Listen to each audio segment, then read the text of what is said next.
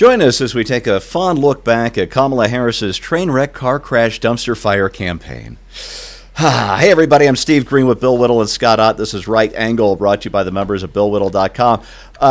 Gentlemen, my schadenfreude level, it's bearing the needle. It's turned up to 11. It's all there. But I do want to look kind of seriously at some of these mistakes. I think they're instructive. Because, you know what? Actually, let me back that up. Harris did make a lot of mistakes along the way, from becoming, the anointed one 3 months ago to losing every single swing state. But I think there was one meta mistake to rule them all, like anti-Sauron's Ring of Lameness. And it's that Harris never was able to nail down her core constituents, traditional Democratic voters. People were screaming for relief from high food prices, unaffordable mortgages, the seemingly permanent jobs recession, all caused by Biden's reckless spending and regulation, and, of course, the chaos unleashed by Biden at the southern border.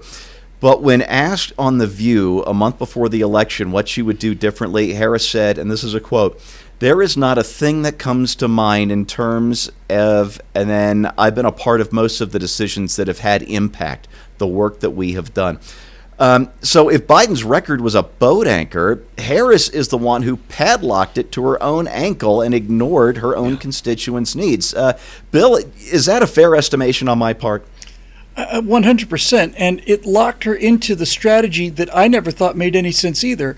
And I didn't see any way you could possibly square her basic strategy, which was to run as the outsider against Donald Trump as the incumbent. I mean, it's an interesting way of looking at things, but you simply cannot divorce the fact that she was vice president of the United States for 4 years, and she's running against the system as an outsider, and the incumbent she was running against was Donald Trump.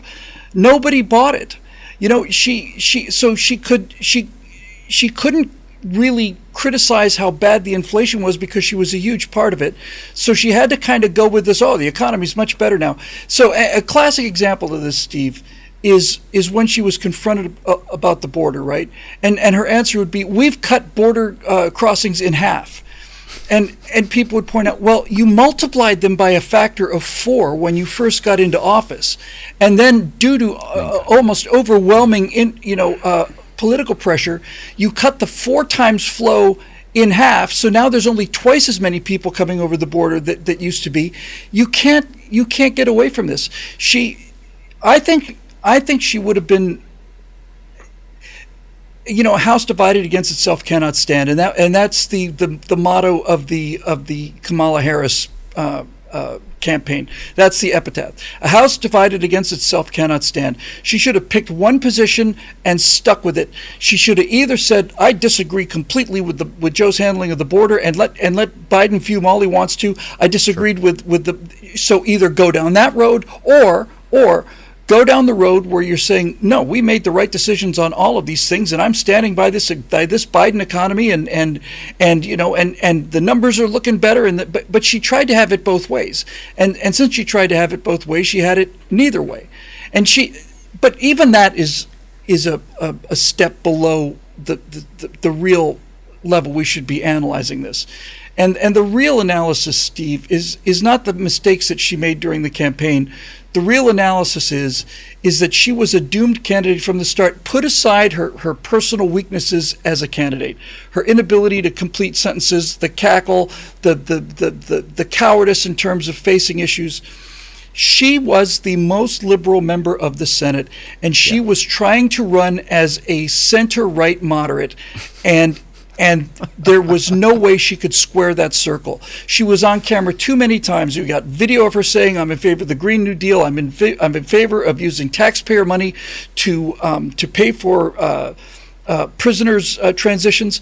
And so when Harris realized that all of her former unelectable positions were on camera, that gave her no choice but not to say anything of any substance. She was trapped by her own history.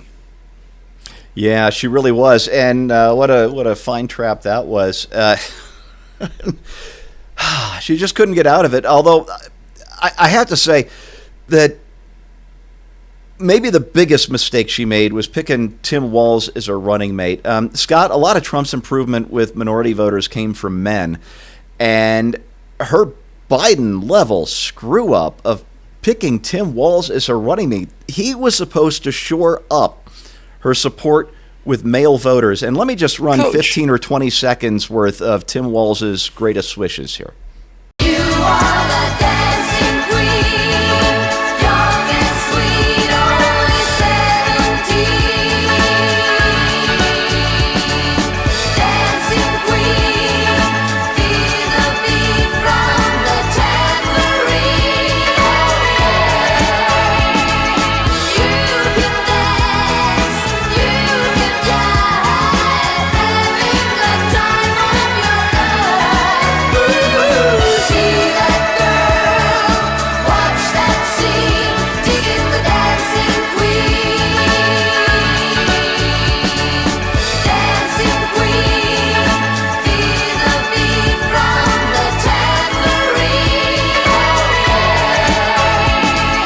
You can dance, you can jive, having the time of your life. See that girl, watch that scene, dig the dancing queen.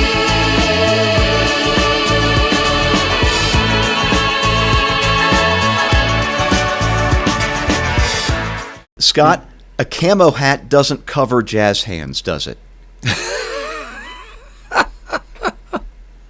Yes, He did jazz kicks. He did rocket line kicks. Does not trump jazz hands. Yeah, it's that did not reassure people when she picked Tim Walz. There were probably many up and coming Democrats that she could have picked that would have seemed more stabilizing to the campaign and Shapiro. brought more credit. Josh Shapiro in Pennsylvania, who not only would have made her seem more credible to the people in the United States who were Democrats, but also to people overseas who were concerned about America's commitment to Israel, and to Republicans who honestly have been surprised at many of the things that Shapiro has done in Pennsylvania that kind of ran counter to what they've come to expect from Democrat governors. But in any case, she wound up with Tim Walz. Now, if you're Kamala Harris, you're backed into a corner because if they say, well, tell us about where you differ with the president, honestly, most vice presidents could have looked straight into the camera or into the TV host's eyes and said, honestly, I was vice president of the United States. I had lunch once a week with the president where we caught up on how our children were doing, and that's about it. But from the beginning, Biden sold Harris as a full partner in the administration, gave her a portfolio of responsibility and touted that and talked about her great accomplishments from the beginning, mostly as an insurance policy because so many people thought he was too old or possibly infirm and might have problems. So he was constantly building her up to say, hey, don't worry, there's continuity here. And so she's trapped in that corner of being the continuity. And during their watch, somehow the Republican Party morphed from being just the fat cat rich guy party into being the party of the working man. That started back in 2016 with Trump's first candidacy, and one could argue back during the Reagan administration we saw the beginnings of that. Yeah, good point. But she was positioned as the golden child, or at least in Biden's eyes, the golden brown child. And this was going to be, this great accomplishment for this woman. So then you can't get on TV and go, I was against what the president did in this situation. Well, didn't he ask your opinion about it? Yeah, he did, but then he contradicted me, or no, he didn't. Either way, she doesn't have a good answer to that question. And so she was in a really awkward position. Plus, you don't want to look too ambitious for, when you're vice president, you don't want to look like you're constantly, watching over him, seeing if he stumbles or if he coughs too much or whatever. You've got to have some circumspection there, which is a word that's probably never been used in conjunction with Kamala Harris before. But anyway, it was a doomed candidacy from the beginning. But, like you said, I can't entirely blame her. I think she was trying to make the best of a really awkward situation, and they spent a billion backing this candidate that even the insiders had to know was fatally flawed and the candidacy that could not triumph. Yeah, fatally flawed is the term. And I'm not trying to paint myself or any of us as these great prognosticators, because we all thought No. this was going to be a very close election. It turned out not to be, because you don't know until election day, or election month now, which way the voters are going to break. And thank goodness It they broke. felt close, though, didn't it, Steve? I mean, on election night, didn't it feel close to you? It felt close to me. I It never did. had the sense like, wow, we're running away with After this. Florida I think I came told in, you it guys did. last week, yeah, that I was alternating between feeling pretty confident and existential dread. And I spent the weekend before the election just wildly oscillating between the two. I mean, you should have just doped me up with Thorazine and put me in a padded room. And by Monday morning, something changed. I couldn't quite put my finger on it, but I was confident from Monday morning through election night. And it turns out that was the way things turned out. But let me tell you where this crisis really began for the Democrats. It began when the Democrats, for all of their talk these last 4 years about saving democracy, was when they abandoned democracy. They thought, oh, Bernie Sanders is going to be a loser. This is in 2020. So they rigged the primaries, they rigged the convention to make sure that the safe candidate, Joe Biden, would be the nominee, even though he was already visibly declining. They just, oh, he's safe, so we'll anoint him the nominee. And then the crisis grew after he got the nomination, because Joe Biden did what Joe Biden did, and he shot off his mouth and he said, I'm going to pick a woman for my vice president. And then he got bullied by members of his own caucus, one right out of Michigan, saying, well, if it's not a black woman, you're going to lose. And, there's a threat. So he basically had the choice, but because of his own big mouth and his own weakness, his own spinelessness, either Kamala Harris or Stacey Abrams, and Stacey Abrams was too busy pretending to be governor of Georgia to serve as vice president. So this is how Kamala Harris, a senator with no political skills, her only political skills were the California Bay Area money machine. She never had to actually work to win an election. And then, as Joe Biden declined, the Democrats rigged it again. They refused to have an honest, open primary in 2024. If they had, RFK wouldn't have been by Trump's side. Robert F. Kennedy Jr. likely would have been the Democrats' nominee, and they might have won this thing.